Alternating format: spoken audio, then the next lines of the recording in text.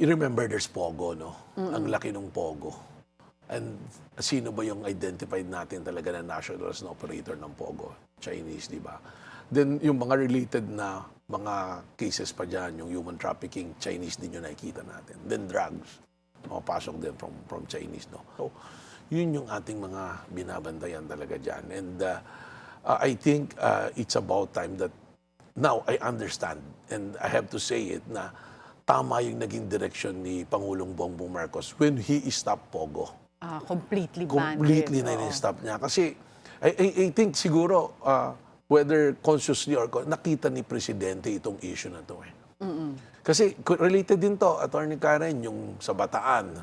Yung lumabas dun sa testimony kahapon ni Ramil Madriaga na land grabbing sa Maribeles, Bataan, that is when we're investigating it.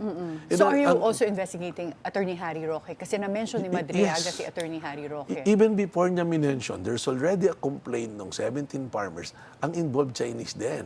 And ang hinahanap namin na tao is the incorporator of First Bataan is Pilipino na yung pangalan, Danny Caro, which there's very suspicion na ito, Chinese din, na nakakuha rin ng birth certificate. If you will look at it, parang connected yata lahat. That's why I go back to saying na the decision of President Bongbong Marcos to stop Pogo is one of the best decision na ginawa niya, protecting the national interest of our country.